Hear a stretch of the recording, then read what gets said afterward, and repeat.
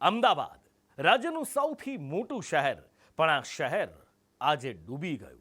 જન્માષ્ટમીના પર્વે મેઘરાજાએ એ બધી જ દુઆઓ, મિન્નતો અને પ્રાર્થનાઓ સાંભળી બીજો રાઉન્ડ શરૂ કર્યો અને આકાશમાંથી હેત વરસાવવાનું શરૂ કર્યું. પણ 1.5-2 કલાકનો વરસાદ પણ આ શહેર પચાવી ન શક્યું. આ શહેર પાણી થઈ ગયું. કેટલીક જગ્યાએ લોકોના ઘરમાં પાણી ઘૂસી ગયા, અંડરપાસ બંધ થઈ ગયા, રોડ રસ્તા તળાવ કે નદી જેવા ભાસવા લાગ્યા. આખરે મેઘરાજાને દયા આવી અને મેઘરાજાએ હેત વરસાવવાનું અટકાવ્યું. પણ આ 2 કલાકમાં અમદાવાદે શું જોયું એ સૌથી પહેલા તમે જુઓ. આ અમદાવાદ છે. અહીં થોડા વરસાદમાં પાણી ભરાય છે. રોડ રસ્તા પર ગટરના પાણી બેક મારે છે. રસ્તા પર પાણી ભરાતા વાહનો ડૂબી જાય છે અને બંધ પડેલા વાહનોને લોકો ધક્કા મારે છે. પાણી વચ્ચે તરતું આ અમદાવાદ શહેર છે. ગત વર્ષની જેમ આ વર્ષે પણ જન્માષ્ટમીએ મેઘરાજાએ ધમાકેદાર બેટિંગ શરૂ કરી. પરંતુ બાળ ગોપાલના જન્મ પહેલા જ મેઘરાજાએ શહેરીજનોને વાસુદેવ બનાવી દીધા. પૂર્વ હોય કે પશ્ચિમ વિસ્તાર, બપોરના સમયે ખાબકેલા વરસાદથી પાણી થઈ ગયું. ટીવી સ્ક્રીન પર દેખાઈ રહેલા આ દ્રશ્યો બપોરના 12 વાગ્યાના બાપુનગર વિસ્તારના છે. બાપુનગરના હીરાવાડીમાં નજીવો વરસાદ સ્થાનિકો માટે માથાનો દુખાવો બની ગયો. રોડ રસ્તા પર જળ કરફ્યુ લાગતા લોકો ઘૂંટણ સુધી પેન્ટ ચઢાવી રસ્તા પર ઉતર્યા. લોકો પેન્ટ ચઢાવી ચાલવા લાગ્યા, પણ વાહનોનું શું? વધારે પડતું પાણી ભરાતા વાહનો બંધ પડી ગયા અને આ પાણીમાં લોકો પોતાના વાહનોને ધક્કા મારતા નજરે પડ્યા. શું કહેશો ભાઈ? વરસાદ પડ્યો, વરસાદે વિરામ લીધો, પણ મુશ્કેલી નહીં, વાહન બંધ પડી ગયું. વાહન તો બધા બંધ જ પડી ગયા. કેટલી મુશ્કેલી થાય છે? મુશ્કેલીઓ થાય જ છે ને. કોર્પોરેશન કહે છે કે પ્રી મોન્સૂન કામગીરી કરી, વરસાદ આવશે તો પાણી નહીં ભરાય. અત્યારે શું પરિસ્થિતિ? અત્યારે હાલ તો 1 કલાક વરસાદની અંદર આ પાણી ભરાઈ ગયું જે દેખાય છે. વાહન ચાલકો કહી રહ્યા છે કે આ વિસ્તારની તો વર્ષોની સમસ્યા છે, પરંતુ તેનો નિકાલ આવતો નથી. પણ વરસાદ પડે ને બેન, તો આખા હીરાવાડી અંદર પાણી ભરાઈ જાય છે, બરોબર છે. તો આનો નિકાલ થઈ જાય એ માટે કોઈ સારા એવા પગલો ભરો. વર્ષોથી આ પાણી ભરવાની મુશ્કેલી બેન વર્ષોથી છે, હજુ સુધી આનો કોઈ ઉપાય થયો નથી. થોડુંક પાણી ભરાય, થોડોક વરસાદ આવે, પાણી આખા હીરાવાડી તમે જોઈ લો, પછી દુકાનોની અંદર પાણી ચાલુ ગયું છે, બરોબર છે. એટલે આ મુશ્કેલી એ વર્ષોથી છે, આનો કોઈ નિકાલ થયો નથી હજુ સુધી. રોડ રસ્તા પર ભરાયેલા પાણી તો લોકોની મુશ્કેલી હતા જ, પરંતુ સૌથી મોટી મુશ્કેલી બન્યા હતા એ ખાડા જે વરસાદી પાણી ભરાયા બાદ રોડ રસ્તા પર દેખાતા નથી. નિકોલ ગામથી એક વિડીયો સામે આવ્યો છે, જેમાં એક વ્યક્તિ દહેશત વ્યક્ત કરી રહ્યા છે કે રોડ રસ્તા પરના ખાડામાં વાહનો પટકાઈ રહ્યા છે. તમે જોવો છો આ નિકોલ રોડની સ્થિતિ. આમાં કઈ રીતે અમે ચાલી શકીએ મારા ભાઈ? આમાં પાણી તો જુઓ, આ વાહનો, પબ્લિક હેરાન થાય છે. તહેવાર છે આજે.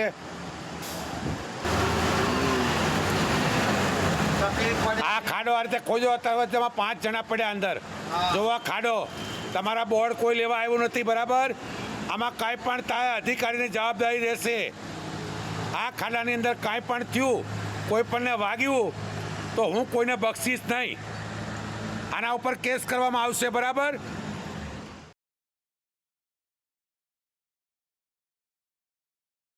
તો આ વરસાદમાં પાણીએ ખાલી રોડ રસ્તા પર તાંડવ નથી કર્યો, લોકોના ઘરોમાં પણ તબાહી મચાવી છે.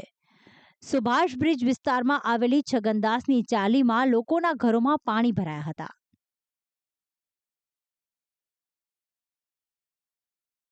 તો આવી જ રીતે અમદાવાદના નરોડામાં આવેલી સરકારી કોલોનીમાં પણ 2-2 ફૂટ સુધી પાણી ઘરોમાં ભરાયા હતા. બપોરના 12 થી 2 વાગ્યા સુધીમાં ખાબકેલા ભારે વરસાદથી અમદાવાદનો પૂર્વ વિસ્તાર પાણીમાં તરવા લાગ્યો હતો. અમદાવાદ અમદાવાદમાં ધોધમાર વરસાદની શરૂઆત થઈ ચૂકી છે. અલગ અલગ વિસ્તારોની અંદર વરસાદ હાલ વરસી રહ્યો છે. દ્રશ્ય છે અમદાવાદના અસરવા ચામુંડા બ્રિજ પાસેના, જે એક તરફ GCS હોસ્પિટલ આવી છે અને બીજી તરફ આ કાલુપુર જવાનો મુખ્ય માર્ગ છે. અને અત્યારે જોઈ શકાય છે કે દૂર દૂર સુધી માત્ર ને માત્ર પાણી જ અહીંયા જોવા મળી રહ્યું છે. વાહન ચાલકોના વાહનો છે કે જે અત્યારે હાલ અંદર ફસાઈ રહ્યા છે, તે પ્રકારની પરિસ્થિતિ છે.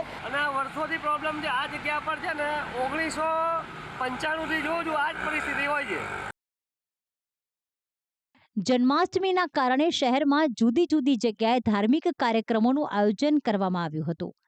આવો જ એક કાર્યક્રમ શાહીબાગમાં હતો, પરંતુ અણધારી આફતે આ કાર્યક્રમ પણ પાણી ફેરવી દીધું.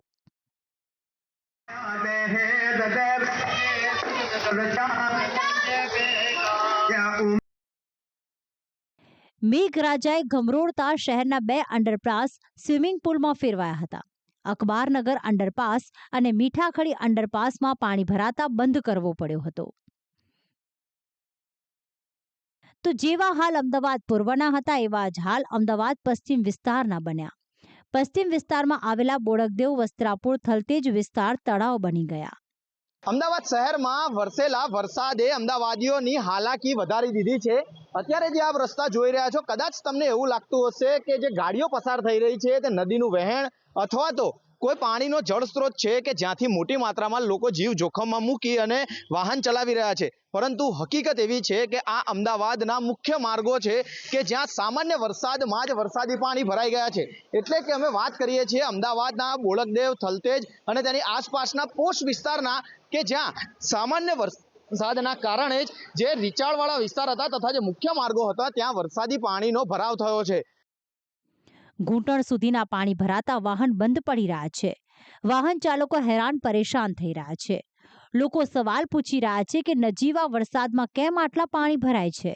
બહુ પાણી છે, ત્યાંથી અંદર ત્યાં કોમ્પ્લેક્સ થી બહુ પાણી ભરેલું છે. આખું આ ગાડીઓ બંધ થઈ જાય. કેટલું પાણી હતું?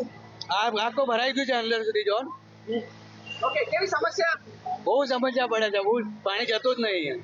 પાણી તો ઘૂંટણ સુધીના જ છે બધે. ગુરુકુળ રોડ ઉપર, આ રોડ ઉપર ઘણા બધા વાહનો બંધ થઈ ગયા છે. લોકો હેરાન થઈ રહ્યા છે થોડા. લાગે છે કે અમદાવાદવાસીઓ ગાડીઓ મૂકી અને બોટ વસાવવી પડે? આવું ને આવું રહેશે તો વસાવવી પડશે પાકા પાયે. ખેર, આ તો કંઈ નહીં.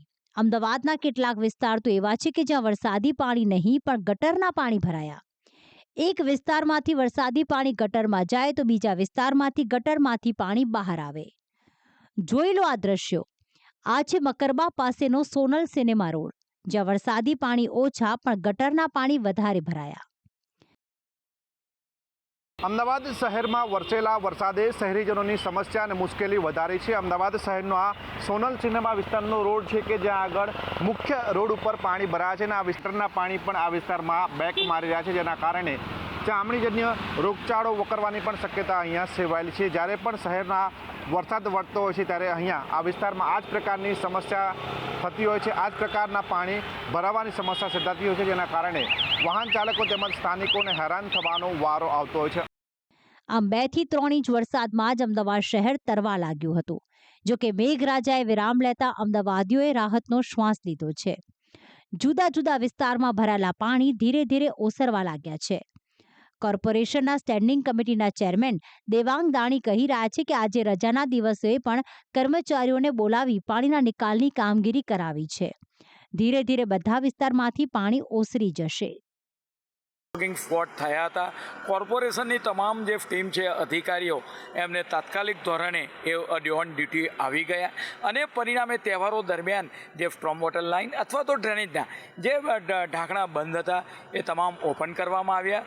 નદીના વાફણા બેરેજના પણ 4 દરવાજા ખોલવામાં આવ્યા અને પરિણામે ધીમે ધીમે નદીનું પાણી પણ ઓછું થતું ગયું અને રોડ ઉપરનું પાણી ઢાંકણા ખોલવાને કારણે તળાવની અંદર, સ્ટ્રોમ વોટર લાઇનની અંદર અને ડ્રેનેજ દ્વારા નદીમાં જવા લાગ્યું.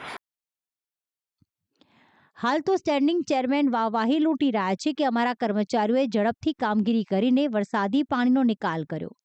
પણ આમાં તેમના કર્મચારીઓની કામગીરી ઓછી અને મેઘાની મહેરબાની વધારે છે. કારણ કે 1.5 કલાકમાં ધમધોકાર વરસ્યા બાદ મેઘરાજાએ વિરામ લઈ લીધો.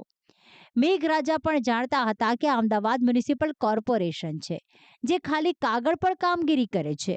અને દાવા મોટા મોટા. જો હજુ થોડો વરસાદનો મારો ચલાવ્યો તો આમના વાંકે શહેર ડૂબી જશે.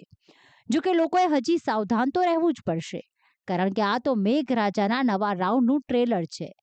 પિક્ચર હજી બાકી છે. બ્યુરો રિપોર્ટ, સંદેશ ન્યૂઝ.